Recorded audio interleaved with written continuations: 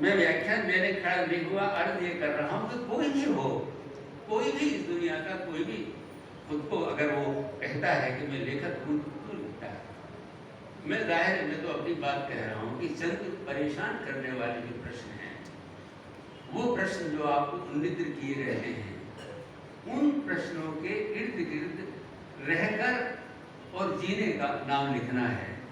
तो मुझे बतौर खास मेरे लिए, और मैं मेरी ही बात नहीं कर रहा, इस वक्त तो एक पूरे देश के लिए जो सबसे ज़्यादा परेशान करने वाला सवाल है वो हमारी जो सदियों पुरानी जो एक सामूहिक और संश्लिष्ट जो सांस्कृतिक साझा विरासत है, उसके तहफ़्फ़ुज़ और उसके संरक्षण का और उसे आगे विकसित करने का जो सवाल है, वो मेरे नज़र में सबसे ज़्यादा परेशान करने वाला सवाल है। और मैं भाषा और संस्कृति को लेकर जिस धरातल से सोचने की कोशिश करता हूँ, या कि मुझे सोचना चाहिए, और ऐसी तवक्को में औरों से भी रखता हूँ कि वो चिंतन की इस भूमि पर आकर भारत में कम से कम भाषा और संस्कृति के सवाल पर सोचें, जैसा कि अली सरदार जाफरी और शमशेर दोनों कह रहे थे। एशिया जाग उठा बहुत मशहूर नज़्म है अली सरदार जाफरी की, जो दूसरे विश्व युद्ध के बाद 1951-52 के आसपास लिखी गई। इसमें पहली पंक्ति में ही एक क्या मैं मुझे बोलना क्या उसकी पहली पंक्ति में एक शब्द है तख़यील। तख़यील यानी चिंतन शक्ति, जिसे हल्के अर्थ में कल्पना शक्ति भी कह सकते हैं।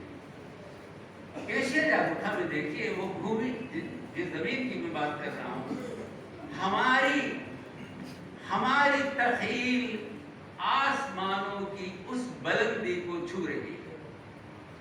हमारी तख़यील आसमानों की उस बुलंदी को छू रही है, जहां से फिरदौसी और सादी निज़ामी खय्याम और हाफिज के चांद सूरज चमक रहे हैं। बुलंदियां जिन पे, अब आगे देखिए, बुलंदियां जिन पे वाल्मीकि और पाक तुलसी, कबीर और सूर हुक्मरां हैं। उन बुलंदियों की बात मैं करता हूँ जिन बुलंदियों पर कबीर, सूर, तुलसी और वाल्मीकि की हुकूमत चलती है। किसी ऐसे वैसी की हुकूमत नहीं चलती है। आज उसी हुकूमत की हमें जरूरत है। हमें आज वही हुकूमत चाहिए जो हमें उस सामाजिक समाज की विरासत को सुदृढ़ बनाने और मजबूत करने में हमारा मार्गदर्शन करती है, जैसा कि सरदार जाफरी ने कहा। और इसके इत्तेफाकात कैसे होते हैं कई बार, ठीक इन्हीं 1-2 वर्षों में शमशेर की मशहूर नज़्म अम्र का राग आती है।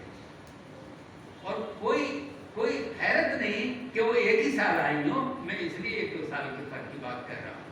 अम्र का राग में आप देखिए कि शमशेर संयोग से इसमें इस नज़्म में अली सरदार जाफरी का नाम भी आता है, जिनकी नज़्म का हिस्सा मैंने अभी आपको सुनाया।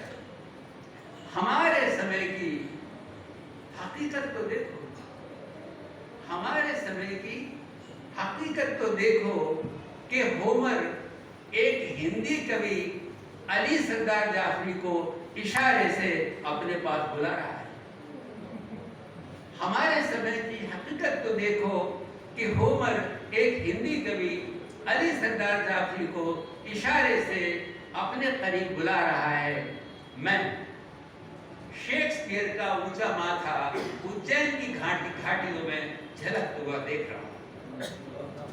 मैं शेक्सपियर का ऊंचा माथा उज्जैन की घाटियों में झलकता हुआ देख रहा हूँ, और कालिदास को वैमर के कुंजों में विहार करते हैं। वैमर के बारे में अर्ज कर दूं कि वैमर उस जगह का नाम है जर्मनी में, जहाँ देखिए जहाँ गोटे की आरामगाह है। आरामगाह इसलिए कह रहा हूँ, गोटे का जन्म तो फ्रैंकफर्ट में हुआ था, लेकिन उनका स्वर्गवास हुआ वैमर में। और गोटे के 3 उच्चारण दायरे हम अलग अलग लोग करते हैं। गेटे भी लिखते हैं लोग, इसे गोटे भी लिखते हैं, गोथे भी, तो जो भी आपको अनुकूल लगे। तो और कालिदास को वेमर के कुंजों में विहार करते। और आज तो मेरा टैगोर, मेरा तुलसी, मेरा हाफिज और मेरा गालिब मेरे दिल के जगमग पावर हाउस, एक मेरे दिल के जगमग पावर हाउस का कुशल ऑपरेटर है। यह है वो जमीन जो अली सरदार जाफरी और शमशेर, या तो आप यूं कह लीजिए कि शमशेर की कविता उसका भावानुवाद है, या यूं कह लीजिए उसका कोई किसी का भावानुवाद नहीं है। यह एक जो है चिंतन की वो जमीन है जो खुद ब खुद सामान्य हो जाती है अगर आपकी चिंताएं अपने देश, अपने समाज, अपने मुल्क, अपने राष्ट्र को लेकर एक जैसी हो तो और जेन्युइन हो तो।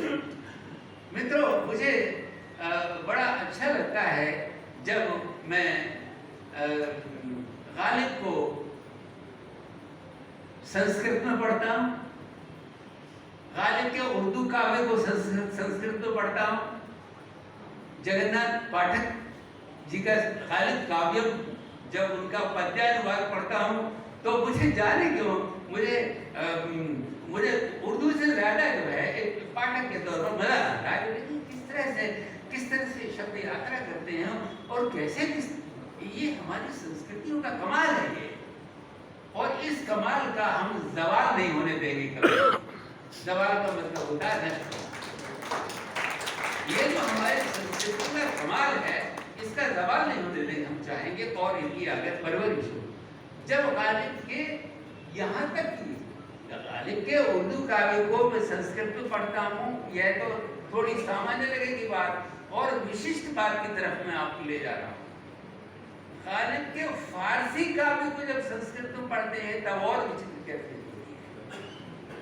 गालिब के फारसी काव्य से उर्दू दुनिया की पूरी तरह परिचित नहीं है, और जो उस तरह का जो मन बना तो मैंने पढ़ा गालिब के लिए भी, और बल्कि उनकी बहुत मशहूर तरीन जो उनकी रचना है फारसी की, चराग़ दर, जो उन्होंने बनारस पर 28 दिन बनारस में जब रहे थे पेंशन के मामले में, जब कलकत्ता यात्रा कर रहे थे तो बनारस में वो 28 दिन वहाँ रहे थे।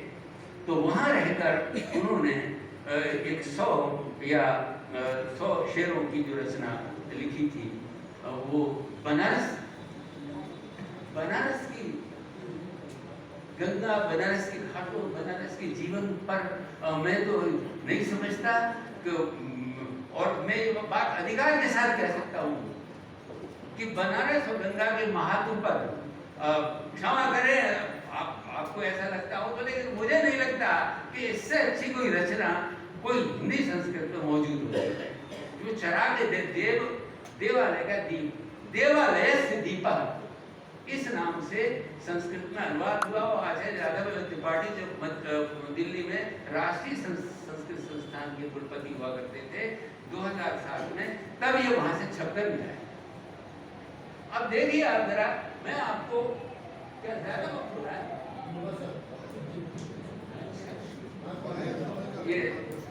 ये है मामला। खैर ये तो सुनाता हूँ मैं आपको। देखिए आप जरा, अब देखिए गंगा की प्रशंसा में गालिब जो लिखते हैं,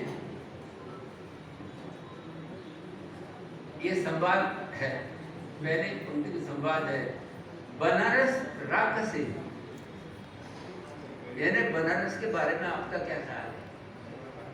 बनारस के बारे में आपका जो कहता है, बनारस रात से गुफ्ता की चीनस, वो बोला कि यह तो चीन की तरह खूबसूरत लगता है। ये बात गंगा ने सुन ली, बाहर गाने पर बनारस रात से गुफ्ता की चीनस, जमीन बरगंद चीनस बरगंद, हनूज बरगंद चीनस अस जमीनस हनूजन। अब तक गंगा के माथे पर जमीन पर जो बल पड़े हुए हैं उसी गुस्से के कारण है कि मेरी तुलना चीन से कर रही, मैं इतनी खराब तो अब देखिए संस्कृत पद्य अनुवाद इसका देखिए आप। आलिम ने संस्कृत पद्य अनुवाद देखिए, सोपमा यानी अपनी उपमा, सोपमा चीन देशेन कृत्वा श्रुताम रुषान्वितः, अपनी उपमा चीन देश के साथ देखकर रुष्ट हो गए। गंगोरनी भृकुटिम भाले दधाति अद्यापि काशिका, आज भी काशी में जो गंगा है वो रुष्ट कुपित बैठी है कि, और उसके माथे पर बल पड़े हुए हैं कि मेरी उपमा चीन से कैसे दे दी गई। ये देखिए संस्कृत में एक कवि उसको इस तरह से ढाल के कह रहा है। तो मित्रों मुझे दरअसल ये है कि मैं ये जज्बात की रो में पहली बाहर था, तो बात जो है सोच समझ के कह रहा था। यहाँ पर अंत में शमशेर की दो पंक्तियों के साथ मैं अपनी बात समाप्त करता हूँ। वो अपनों की बातें, वो अपनों की खूब, वो अपनों की बातें, वो अपनों की खूबू, हमारी ही हिंदी, हमारी ही उर्दू।